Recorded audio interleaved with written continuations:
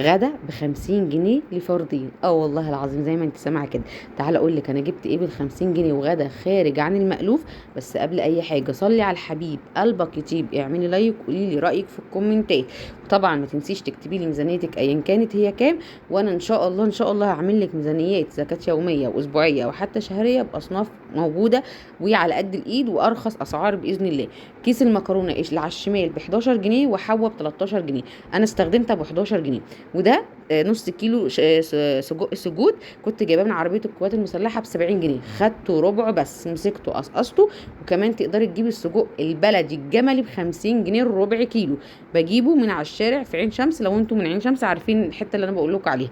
جبت كيس المكرونه حطيته في الحله، معلقتين زيت سخنوا، نزلت بيه معلقه من مرقه الدجاج البودر وملح، وهديها تشويحه الكلام ده كله مع بعض. وولعت البراد على ميه سخنه عشان مش هستخدمها دلوقتي. من ناحيه تانية رحت جايبه الطاسه حطيت فيها معلقه توم بصلايه قطعتها صغير قوي كده، وهديها تشويحه وهحط ملح وفلفل وهقلب الكلام ده كله. اللهم بارك. المكرونه مع السجق مش محتاجين اكتر من كده غير طماطمايه وفلفل، وهتشوفي كل حاجه دلوقتي. انا فضلت ورا البصل وقطعت طماطميتين وقرن فلفل سبايسي وواحد رومي، والسجق مسكته قصقصته بالمقص. اللهم بارك. كده غدانا خلص في 10 دقايق هيكون جاهز.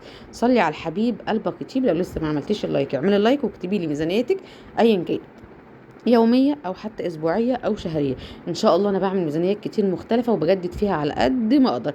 هنا المكرونه خدت اللون اللي انا عايزاه خلاص، وهغطيها بالميه. وما تغطيش المكرونه اكتر من سوا، خلي الميه في سوا المكرونه عشان المكرونه بتستوي كده كده على البخار، تبقى ماسكه نفسها وجوسي وفي نفس الوقت مش مهريه. ادي المكرونه كده خلصت، هغطيها 10 دقايق هتكون جاهزه. نزلت بالفلفل السبايسي والرومي، واخر حاجه هنزل بيها الطماطم عشان اديها تسبيكه حلوه محترمه. يا دوبت الطماطم تتسبك، وهنزل بكمان نص معلقه من البابريكا عشان ما كانش فيه شطه ولا كان فيه صلصه. انا كده كده حطيت السبايسي، البابريكا هتغنيكي عن الصلصه. وايديا في الصوص اللي انا عملته للسجق. واول ما يبدا يدخل فيه السوا والطماطم تتسبك هقوم نازله بالسجق. السجق كده كده ما فيهوش روح، مش هيطول معاكي. صلي على الحبيب قلبك يطيب. عملت الفكره دي قبلي ولا انا عملتها؟ وكتير بعمل الاتنين على بعض برضو في وصفه تانية.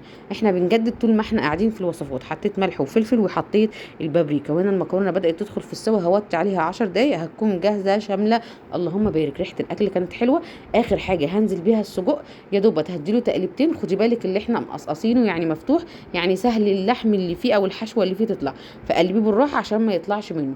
و10 دقايق وهيكون الاكل جاهز. غرفت 3 اطباق، هو الكيس عمل 3 اطباق وسط مش كبار يا جماعه.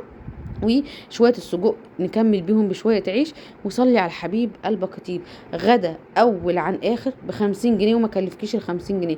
طماطم من البيت، البصل من البيت، كل اللي احنا جبناه كيس مكرونه ب11 جنيه، والسجق ب35 جنيه، يعني 46 جنيه. مفيش اسهل من كده. ما تنسيش تكتبي لي رايك وميزانيتك ايا كانت هي كام، وان شاء الله هعمل لك ميزانيات تعجبك.